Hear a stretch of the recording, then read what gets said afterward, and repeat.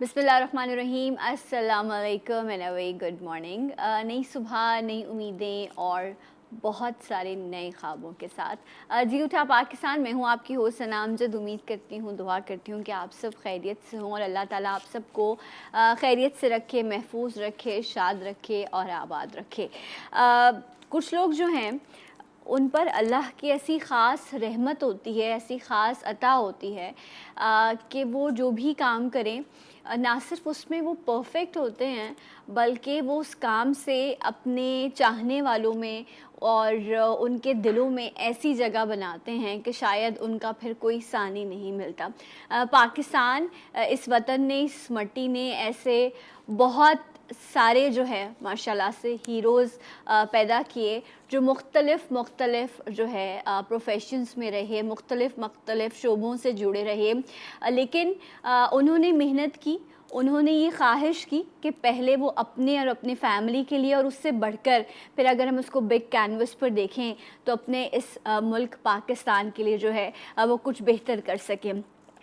आज मैं दो ऐसे अजीम शख्सियात का ज़िक्र करने जा रही हूँ। वैसे तो एक लंबी लिस्ट है माशाल्लाह से उन सच्चे और मोहब्बत करने वाले पाकिस्तानियों की जिन्होंने पाकिस्तान के लिए बहुत कुछ किया। डॉक्टर अब्दुल कदीर ख़ान, जिन्होंने पाकिस्तान को एटॉमिक पावर बनाया और एक ताज जो है वो पाकिस्तान के सर पर सजाया। वो पिछले कई दिनों से काफ़ी अलील हैं, काफ़ी बीमार हैं। सो मैं और पूरी पाकिस्तानी कौम जो दुनिया के किसी भी हिस्से में बसती है वो उनसे बहुत मोहब्बत करती है। और आज हम यहाँ पर आप सबसे अपील कर रहे हैं कि आप उनके लिए दुआ करें कि अल्लाह ताला उनको जल्द सेहत याब करे। ये वो प्यारे अनमोल लोग हैं जिन्होंने पाकिस्तान को बचाने के लिए, इसके दिफा के लिए और इसकी बेहतरी के लिए बहुत काम किया है।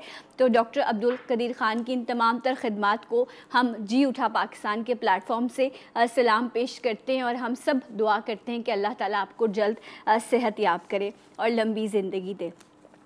यहाँ जब मैंने ज़िक्र किया एक ऐसे लेजेंड का जिन्होंने पाकिस्तान को एटॉमिक पावर बनाया, वहीं एक ऐसी शख्सियत जो मोहब्बत का मम्मा है, जो पाकिस्तान क्या, जो दुनिया में जहाँ पर भी उर्दू बोलने वाले या उर्दू को समझने वाले लोग मौजूद हैं वो इनसे मोहब्बत करते हैं। वो इनके नाम से पाकिस्तान को ऐसे जोड़ते हैं और इतनी मोहब्बत करते हैं कि शायद इनका नाम सुनते ही लोगों के चेहरों पे मुस्कुराहट आ जाती है। दुनियाए अदाकारी में फ़नकारी में ही कोई नहीं आपका शरीक, आप हैं उमर शरीफ। एक ऐसी शख्सियत, एक ऐसी बावकार शख्सियत जिन्होंने चाहे ज़िंदगी में उनके कोई भी मसला रहा, कोई भी परेशानी रही, जब भी वो स्टेज पर आए, जब भी वो स्क्रीन पर आए, उन्होंने हमारे गमों को चुराया है और हमारे चेहरों पे मुस्कुराहटें बिखेरी हैं। वो बीमार हैं। उनकी कुछ तस्वीर जो सोशल मीडिया पर आई, मैं यकीन करें वो मैंने एक बार देखी है, उसके बाद मेरा दिल इतना तकलीफ़ में था क्योंकि मैं पर्सनली ख़ुद इनसे मिली हूँ, इनको देखा है मैंने। सो मुझे बहुत तकलीफ़ हुई कि मैं उमर भाई को ऐसे नहीं देख सकती। इस वक्त भी वो हॉस्पिटल में हैं। पिछले दिनों उन्होंने इमरान खान साहब से अपील भी की और उस पर काम भी हो रहा है। इस वक्त उनके बेटे जवाद हमारे साथ कॉल पे मौजूद हैं। अस्सलाम वालेकुम। वालेकुम सलाम। जवाद, आप कैसे हैं? ठीक हैं? जी मैं ठीक जी जवाद, उमर भाई की तबीयत से आगाह कीजिएगा, इस वक्त कैसी तबीयत है उनकी? अब्बू की तबीयत अभी वैसी ही है, थोड़ी सी बेहतरी आई है उसमें और डॉक्टर्स यही कह रहे हैं कि आप इनको जितनी जल्दी इनका ट्रीटमेंट हो जाए और वो जो प्रॉब्लम है, जो इनका लीक हो रही है वो फिक्स हो जाए तो इंशाल्लाह ही विल गेट बेटर, इंशाल्लाह ठीक हो जाएंगे। इंशाल्लाह ज़रूर ठीक होंगे। पूरी कौम की दुआएं उनके साथ है। जो आगे से हम सुन रहे थे जब अपील की गई, वो भी एक तकलीफ़ दे लम्हा था कि उमर भाई को अपील करनी पड़ रही है एंड उसके बाद फिर आगे से मैं थोड़ा सा इसमें आपको ऐड कर दूं कि हमने कोई फाइनेंशियल असिस्टेंस जी एग्जैक्टली अपील नहीं की थी।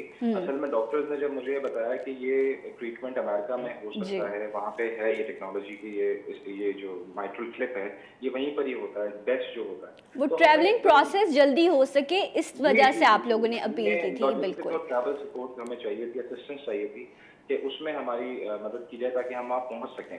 बिल्कुल। और मैं बड़ा मशहूर हूँ डॉक्टर तारिक शहाब साहब का, जो अमेरिका में इस वक्त सारा लुक आफ्टर कर रहे हैं और सारी अरेंजमेंट्स कर चुके हैं इनके ट्रीटमेंट के हवाले से। और उनकी वाइफ जो हैं डॉक्टर रीमा तारिक साहिबा जो हैं, उनके भी शुक्रगुजार हैं कि उन्होंने इतना कंसर्न शो किया। मैं सारी डॉक्टर्स कम्युनिटी का, बिजनेस कम्युनिटी का, सारी आर्टिस्ट कम्युनिटी का, मीडिया का खास तौर पे शुक्रगुजार हूँ कि आप लोगों ने इतना कंसर्न शो किया, इतना वो हमारे स्टार हैं, वो हमारे लेजेंड हैं। शुक्रगुजार हूँ जिन्होंने वीज़ाज में हमें असिस्ट किया। मैं सबका बहुत शुक्रगुजार हूँ कि आप सब लोगों का प्यार और मोहब्बत हमारे साथ है, आप लोगों की दुआएं हमारे साथ हैं। पूरी दुनिया में उनके लिए दुआ हो रही है। बेशक ऐसा ही है। फैंस परेशान हैं, उनके लिए दुआ जवाद, ये बताइए कि उनको ले जाने का जो मरहला है ये कब तक मुकम्मल हो जाएगा और कब तक इंशाल्लाह वो ट्रैवल करेंगे और जल्द उनका ट्रीटमेंट शुरू हो सकेगा? वी आर वेरी होपफुल कि हमें बहुत जल्दी वीज़ा इशू हो जाएंगे, और जैसे ही वीज़ा इशू हो जाएंगे, एयर एम्बुलेंस भी अरेंजमेंट कर दी है सन गवर्नमेंट ने, तो जैसे ही हो जाएंगे तो विद इन 24 आवर्स हमारे वीज़ा इशू होने के हम लोग ट्रैवल करेंगे इंशाल्लाह। राइट। अब जब भी आपकी उमर भाई से मुलाकात हो तो उनसे कहेगा, उनके फ़ैन, उनसे मोहब्बत करने वाले, चाहे वो दुनिया में कहीं भी बसते हैं, वो मुंतज़िर हैं कि वो एक बार फिर से हमसे बात कर सकें, हम उन्हें देख सकें मुस्कुराता हुआ, और अल्लाह ताला उनको सेहत के साथ लंबी ज़िंदगी दे, और उनकी जो फैमिली है, आप लोगों को भी इस वक्त हिम्मत दे कि आप बेहतर तरीके से उनका साथ दे सकें। बहुत बहुत शुक्रिया, thank you so much. Jawad Umar हमारे साथ मौजूद थे, और यकीनन इस वक्त जिन्होंने हमें हंसाया, वो मुश्किल दौर से गुजरे। पिछले साल उनकी बेटी का भी इंतकाल हो गया था, वो भी एक बहुत बड़ा गम था, बहुत बड़ा दुख था एक बाप के लिए, उसकी बेटी का चले जाना, और उसके बाद अब वो ख़ुद बीमार हैं। सो ये वक्त है कि वो जो मोहब्बतें उन्होंने हमें दी हैं, उन मोहब्बतों को हम दुआओं की सूरत में लौटाएं। जितना हो सके डॉक्टर अब्दुल कदीर ख़ान साहब के लिए, उमर शरीफ साहब के लिए दुआ कीजिए कि अल्लाह ताला इन्हें सेहत दे, और दुआएं जो हैं वो तो तकदीरें भी पलट देती हैं। एक ब्रेक लेंगे, ब्रेक के बाद आज का मौजू और मेहमान हमारे साथ रहिए जी उठा पाकिस्तान में।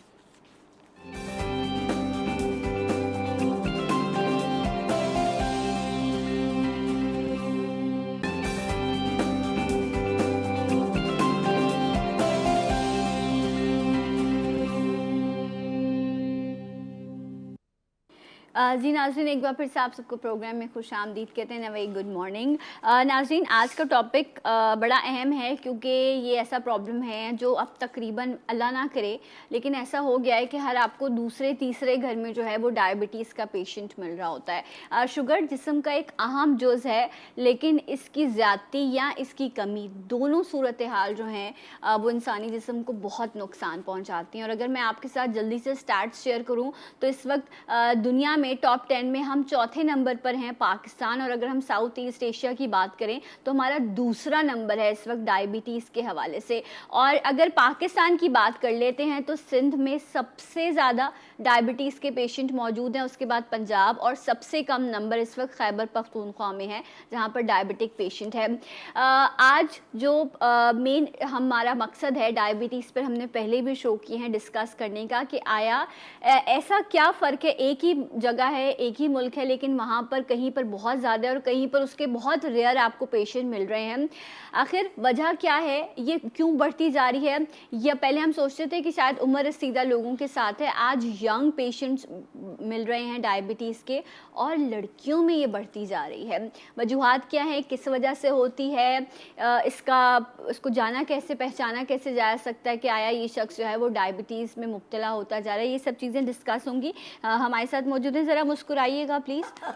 रानी आपा, अस्सलाम वालेकुम, आपको खुश आमदीद कहते हैं। और हमारे बहुत ही प्यारे, हमें माशाल्लाह से बड़े अच्छे मशवरे देते हैं, दवा बहुत महंगी देते हैं, लेकिन ईसा भाई अस्सलाम वालेकुम, कैसे हैं आप? अल्लाह का बड़ा खैरियत से हैं?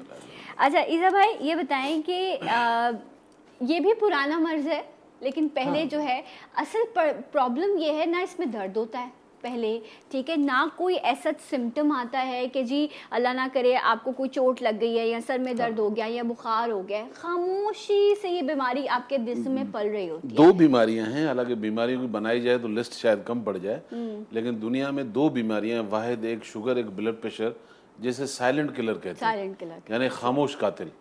तो चोर हमारे घर आता है, फोन तो करेगा नहीं, तो कातिल तो बताएगा नहीं, तो ये चोर है, फिर मतलब कातिल है ना, कातिल है, चोर तो बताता नहीं है, मैंने कहा स्लो पॉइजन की तरह। और ये 4 किस्म की जो डायबिटिक हैं, इसमें 4 किस्म की शुगर जो होती हैं, नंबर 1 पे तो आप टाइप 1 पे चली जाएं, फिर टाइप 2 जो पाकिस्तान में बहुत स्पीड के साथ फैल रहा है, यानी कि 10 लोगों पे हाथ रखें तो उसमें 6 तो निकल ही आएंगे। जी। फिर थर्ड जो प्री डायबिटिक है, रिवर्सिबल है ये। ओके। और दूसरा गैस्ट्राइटिक जो प्रेगनेंसी के दौरान माओ को हो जाता जी है। जी। तो शुगर की अभी तक सही किसी को भी नहीं पता है हो क्यों रहा है।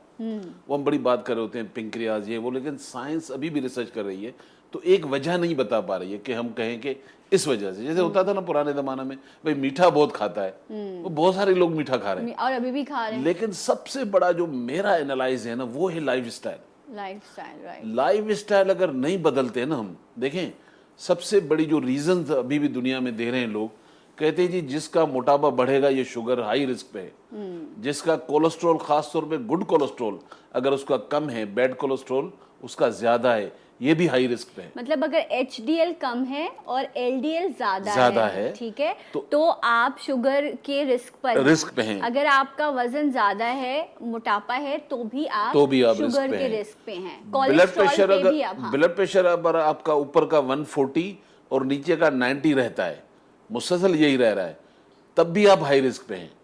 अच्छा, कुछ लोगों का यही नॉर्मल है तो वो कहते हैं इस पे ही हम नॉर्मल हाँ, मतलब नॉर्मल तो ये है ना कि वो रिस्क पे हैं। वो रिस्क पे हैं। ओके। खास तौर पे वो आजकल जो हमारे यहाँ बच्चियां आ रही हैं, उम्रें कुछ भी नहीं है, शुगर की पेशेंट हैं, तो वो बच्चियां जो PCO में हैं ये भी हाई रिस्क पे हैं। इनको यानी कि अगर 2-3 माह के पीरियड्स नहीं आ रहे हैं तो कोशिश करनी चाहिए थर्ड में कम से कम ये PCO का टेस्ट भी करा लें। ओके। उससे होता ये कि अगर इन चीज़ों को आप पहले से मैनेज कर लेते हो तो आप उस बीमारी से बच जाते हो जिसका आपको पता होता है कि इनकी वजह से मैं शुगर में मुब्तला हो सकता हूँ और फिर शुगर से होने वाली बीमारियाँ वो एक लंबी और लिस्ट है।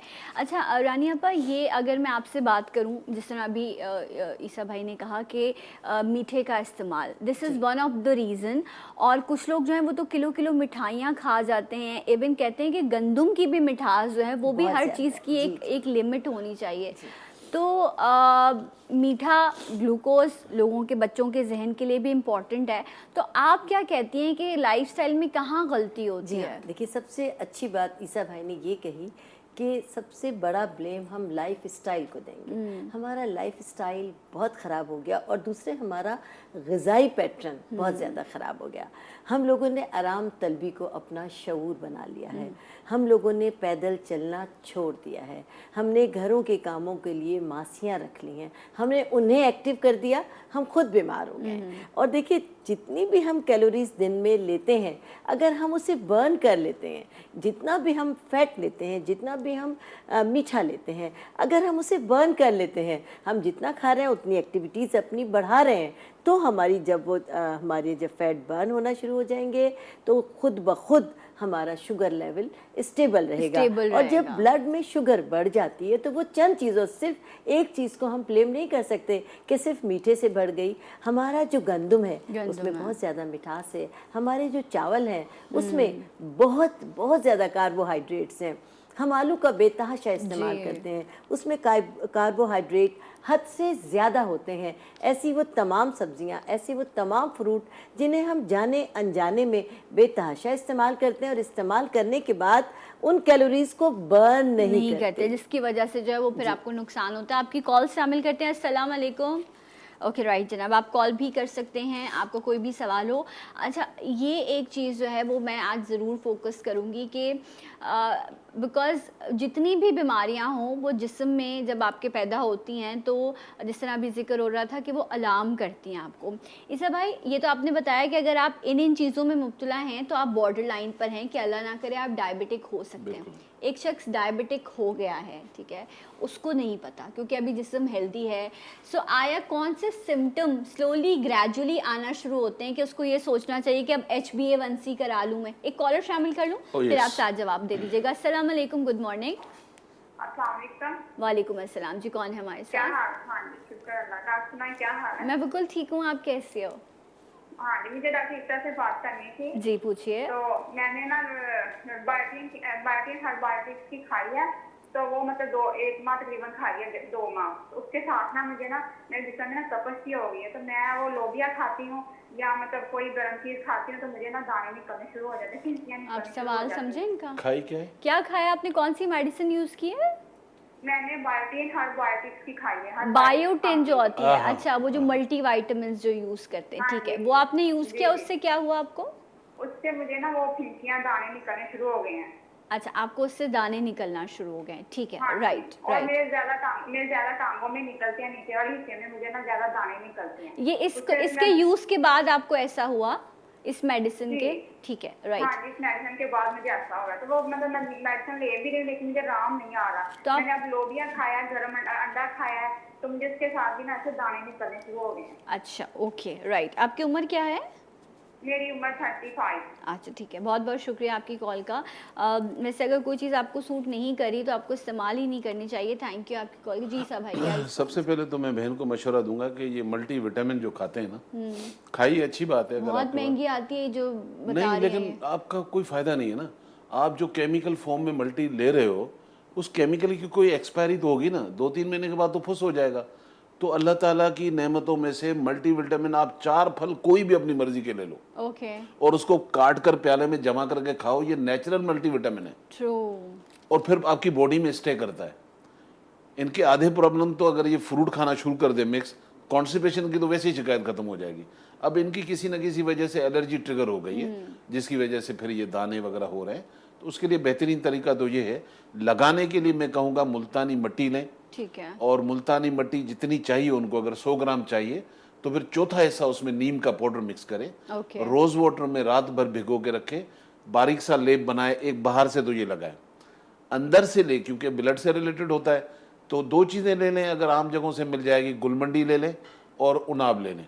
6-7 दाने गुलमंडी के, 6-7 दाने उनाब के, 1 गिलास में खूब पकाइए। जब आधा गिलास रह जाए तो छान कर रोज़ाना इसका एक ठंडा करके नॉर्मल तरीके से रूम टेम्परेचर पे ये रोज़ाना पिएं, तो अंदर से डिटॉक्स होता रहेगा, बाहर से वो मुल्तानी मिट्टी और नीम वाला काम करेगा। तो ये रिलीफ। एक अच्छा कॉम्बिनेशन मिल जाएगा। सिम्टम मतलब क्या तब्दीली महसूस होती है जब आप देखिए, शुगर की एक तरफ? तो जो सबसे बड़ा मसला है कि बहुत ज़्यादा, क्योंकि ये एक तो होता है फास्टिंग रैंडम चेक करना, दूसरा HbA1c जो ब्लड में शुगर का लेवल होता है। अगर एक तो निशानी ये है कि आपका वजन बहुत गिरता है, ओके, यानी कि सर्टन लोग बेचारे जो है ना थक ड्रेन करके होना शुरू हो जाता है। अजीब, हाँ वो होता है, फिर वो मुख्तलिफ टेस्ट होते हैं। अगर आपका वजन गिर रहा है और अगर वजन बढ़ रहा है और आपके अंदर सांस भी फूल रही है, यानी आप मोटे तो हो रहे हैं लेकिन चल रहे हैं तो सांस भी फूल रही है, मतलब जिसमें जान नहीं है, हाँ, ताकत नहीं है। एनर्जी लेवल आपका डाउन हो रहा है, तो भी आपको टेस्ट पे जाना पड़ेगा। वजन गिर रहा है तब भी टेस्ट पे जाना पड़ेगा। दूसरी सादी सी निशानी ये भी है कि जब आप यूरिन करते हैं तो आप नजर रखें कि आपकी यूरिन में कहीं झाग तो नहीं हो रही है, अच्छा, तो ये भी एक निशानी है। तो वजूहत तो और भी बहुत सारे होंगे, लेकिन आम पब्लिक के लिए जो उसे समझ पाए तो ये आसान है। ठीक है। और अगर आपकी उम्र 30 है, यानी कि आप 25 को क्रॉस करते हैं ना, तो आपके लिए लाजिम है इस दौर में कम से कम 4 टेस्ट कराना, ठीक है। 6 महीने में एक दफ़ा करा लें, जिसमें लिपिड प्रोफाइल ज़रूर कराएं, HbA1c ज़रूर कराएं, CBC विद ESR ज़रूर कराएं। चौथा टेस्ट जो है, चले वो यूरिक एसिड अगर बड़ी उम्र का है, पाँव में दर्द हो रहा है, तकलीफ हो रही है, तो वो भी कराना चाहिए। तो कम से कम ये मिनिमम जिसमें कम खर्चा है आपका, हर 6 महीने कराएं, चेक कर लें, तो है। इनिशियल स्टेज पर आप पकड़ सकते हैं। राइट। और तो कोई भी बीमारी अगर इनिशियल स्टेज पर पकड़ी जाती है तो उसका इलाज चूंकि फौरी तौर पर हो जाता है तो वो बढ़ने नहीं पाती और सम टाइम वहीं पर वो कंट्रोल हो जाती है और खत्म भी हो सकती है। राइट, लेकिन हमारे यहाँ प्रॉब्लम ये है कि हम टेस्ट इसलिए नहीं करवाते कि अगर रिपोर्ट में कुछ आ गया तो क्या होगा, यू नो। अच्छा, ये ज़्यादा बुरी चीज़ है, आंखों को बंद कर लेना और सच्चाई से भागना। अच्छा है, जल्दी पता चल जाएगा, आप ज़्यादा जल्दी ये तो- एहतियात एक और बात भी बताऊं कि हमारे यहाँ लोग टेस्ट से इतना ज़्यादा डरते हैं कि अगर उनको टेस्ट की रिपोर्ट लाने को कहते हैं तो जिस दिन उनका टेस्ट है उससे एक दिन पहले वो इतना ज़्यादा परहेज़ करते हैं, इतनी मेडिसिन ले लेते हैं कि उनके टेस्ट बिल्कुल नॉर्मल आते हैं। आप ना सिर्फ ये कि इससे अपने आप को धोखा दे रहे हैं, अपने डॉक्टर को भी धोखा दे बिल्कुल रहे हैं। ऐसा ही तो है। वो सही दवाएं नहीं सजेस्ट हो पाती, सही आपकी ग़िज़ा नहीं सजेस्ट हो पाती और आप बीमारी को अपनी बढ़ा रहे हैं। राइट जनाब। सो ब्रेक ले रहे हैं हम, हाँ ईसा भाई, फिर ब्रेक से वापस आते हैं तो कुछ रेमेडीज़ भी हम शेयर करेंगे। और अच्छा, कहते हैं आधी बीमारी हल हो जाती है जब उसकी तशख़ीस हो जाती है, तो तशख़ीस लाजिम है। मिलते हैं आपसे ब्रेक के बाद जी उठा पाकिस्तान में।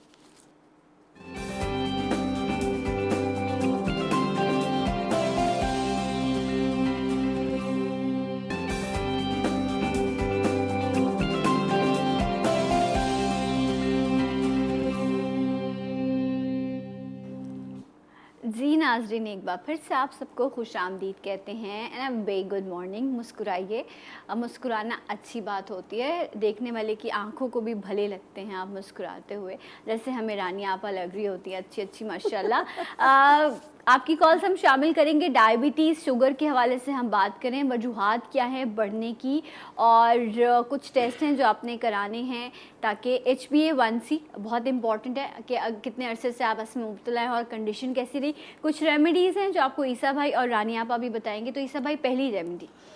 रेमेडी से पहले मैं थोड़ा सा बता दूं कि आप शुगर के अगर पेशेंट हैं तो अपने ऊपर लाजिम कर लें, 5 चीज़ों को आप फोकस कर लें। वो क्या? नंबर 1 पे आप मीठा तो बंद ही कर दें।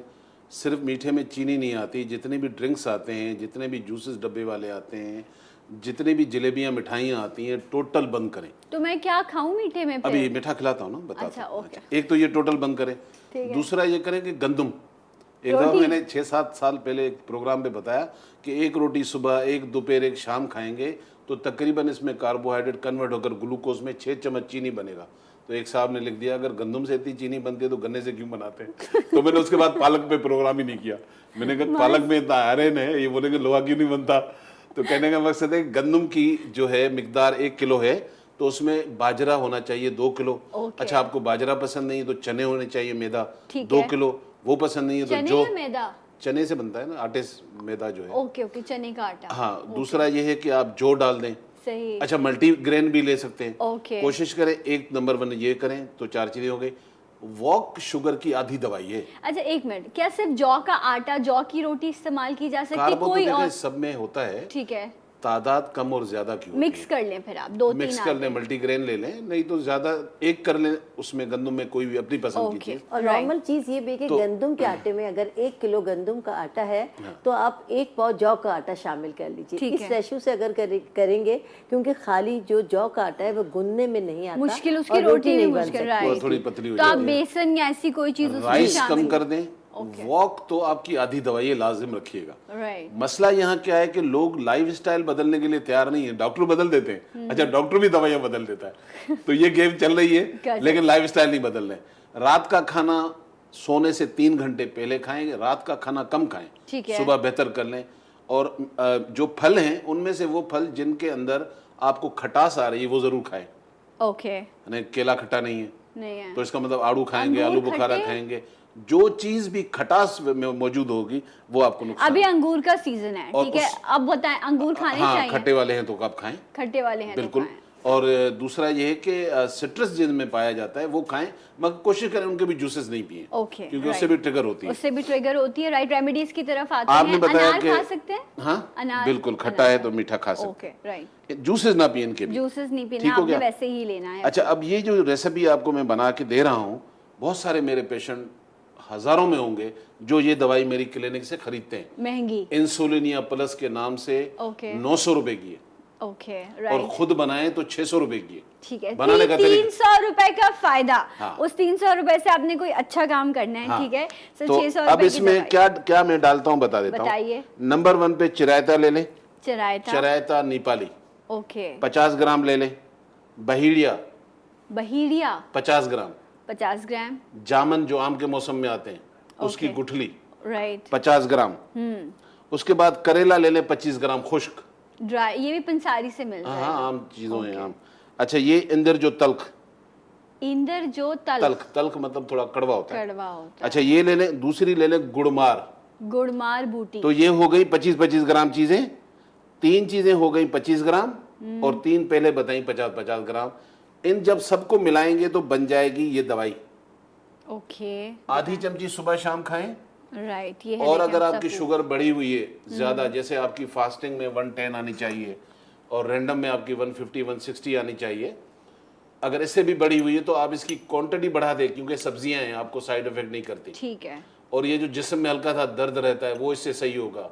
आपका यूरिन अनकंट्रोल हो जाता तो ये है, वो आपने इससे इस सही तरह से होगा। इस्तेमाल करना। मैं आपको बता रहा हूँ कि ये पूरी दुनिया में जाती है और बड़ी मशहूर दवाई अच्छा है। लेकिन इसके साथ साथ एक चीज़ जो ईसा भाई भी उसको सेकंड करेंगे कि अगर आप मेडिसिन पर हैं या आप इंसुलिन पर हैं, वो आपने इस्तेमाल करते रहना हाँ वो है। तो नहीं, वो ये तब तक साइड नहीं पे रेमेडी छोड़ेंगे जब तक आपकी कंट्रोल में आना शुरू तक है, रिपोर्ट फिर आपकी आप बेहतर। डॉक्टर से मशवरा करेंगे कि भाई ये मेरी देखे ना, लिखे ना फास्टिंग आपकी क्या आती है, रैंडम क्या आती है, अपना जो भी डॉक्टर है उसके सामने रखें, तभी तो मेडिसिन वो कम कराएगा। ट्रू, खुद से डॉक्टर ना बने। आपने खुद नहीं छोड़नी कोई भी दवा। अच्छा ईसा भाई ये क्या है? लाल मेथी, लाल मेथी। लाल ओके। मेथी बहुत कम जगहों पे मिलती है, लेकिन क्या कमाल चीज है। अगर आपको पता चल गया है कि आप ये देखिए। शुगर, आप वो कहते हैं ना आपकी शुगर अब बॉर्डर हो गई है, यानी कि आप खतरे की घड़ी में आ गए, ये है लाल मेथी। उसके लिए लाल मेथी ऐसी है, इसको रिवर्स कर देगी। राइट, और इसको 4 कैसे दाने इस्तेमाल लेने, करना बस है? 4 दाने, 4 दाने रात को पानी में भिगो के रखें, आधी प्याली में, एक प्याली में, जैसे जितना पानी पीना है।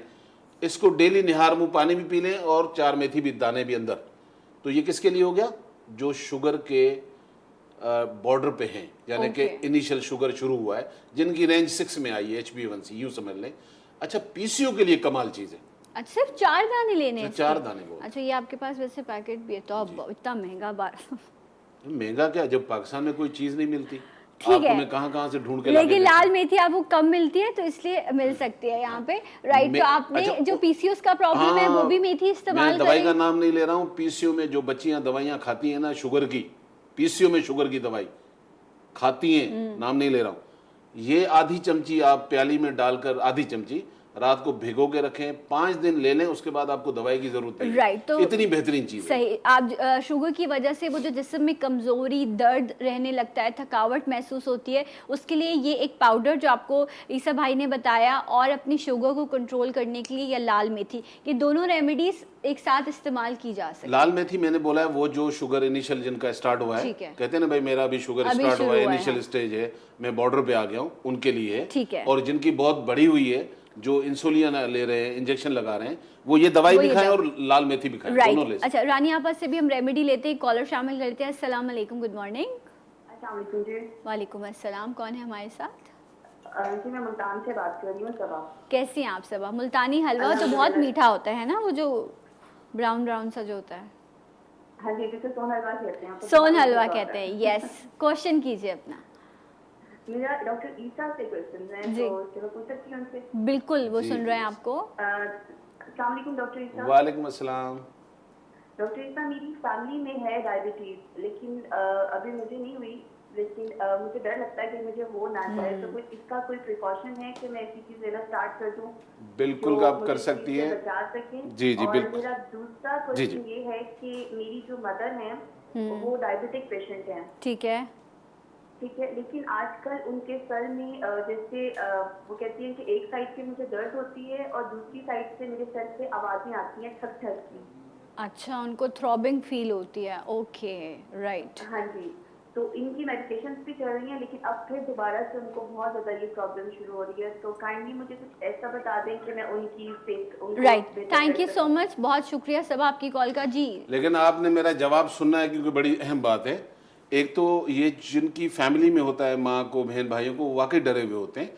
तो पहले तो ये करें कि आप अपनी वॉक करें, अच्छी वाली वॉक करें, दवाई पे तो बाद में जाएं। दूसरा ये करें कि आप ये जो लाल मेथी मैंने बताई है, इनका क्योंकि सोन हलवा मशहूर है, तो मैं इनको डब्बा भिजवाऊंगा फ्री में। हाँ। और वहां से आपका सोन हलवा आना चाहिए, फ्री में भेज रहा हूँ ना, ट्रेडिंग हो रही है ये। क्योंकि उनको मीठे का डर है। ठीक है, तो हम आपको अच्छा। लाल मेथी भेजेंगे, आप हमें सोन हलवा इनकी मदर के लिए मैं ये रिक्वेस्ट करूंगा कि गुड़मार बोटी लेके ओके। पाउडर बना लें, अपनी दवाइयाँ जो ले रही हैं शुगर की वो भी लेती रहें, 1 टीस्पून सुबह शाम अगर लें तो इनका ये मसला हल हो जाए। ठीक है रानी आपा, रेमेडी। जी हाँ, मैं बता रही हूँ कि इनकी मदर को जो आधे सर में दर्द हो रहा है और दूसरी तरफ ठक ठक की आवाज़ आ रही है, इनकी मदर का कोलेस्ट्रॉल लेवल बहुत ज़्यादा हाई है। ओके। तो इसके लिए सबसे पहले कोलेस्ट्रॉल का अपना टेस्ट कराएं और उसके बाद आप अकॉर्डिंग टू टेस्ट मेडिसिन का इस्तेमाल करें और चिकनी चीज़ों से परहेज करें बहुत ज़्यादा, क्योंकि कोलेस्ट्रॉल की ये एक बहुत ख़तरनाक अलामत है। दूसरे जिन लोगों को शुगर बॉर्डर लाइन पर है, उनके लिए मेरा जो मशवरा है वो ये है कि चरायता, जो ईसा भाई के पास भी है, 1 मुट्ठी चरायता रात को सोते वक्त 1 गिलास पानी में भिगो दें और सुबह छान कर ये पानी नहर मुँह पी लें अल्लाह, और उसके बाद 15-20 मिनट के बाद अपना नाश्ता करें। और एहतियात तो आप लोगों के लिए बहुत ज़रूरी है, वॉक बहुत ज़रूरी है। इंशाअल्लाह ताला जो ख़तरे की घंटी सर पे बज रही है वो रुक जाएगी, Right. बल्कि ख़त्म हो जाएगी। बिल्कुल। और वक्त भी ख़त्म होता है, लेकिन बस सिर्फ इतनी बात है कि नहीं, हम हंसते मजाक में बहुत सारी चीज़ें आपको बता देते हैं, लेकिन ये खामोश कातिल है। एक हंसते बसते इंसान को एक वक्त आता है कि उसको मिट्टी के हवाले करना पड़ जाता है। मेरे अपने फादर वो एट द एंड डायलिसिस पर आ गए, सिर्फ इस डायबिटीज़ की वजह से ये अनकंट्रोल रही। तो मेरी आप लोगों से हाथ जोड़ के गुजारिश है, इसको मजाक ना समझें, ये आपको अपनों से दूर कर देती है और फिर एक ऐसी महरूमी ज़िंदगी में रहती है जिससे कोई पूरा नहीं कर सकता। इंशाल्लाह मैं अगले प्रोग्राम में आपसे मुलाकात करूंगी। अपना ख्याल रखिएगा। जाते जाते एक आवाज़ और एक नारा, पाकिस्तान जिंदाबाद।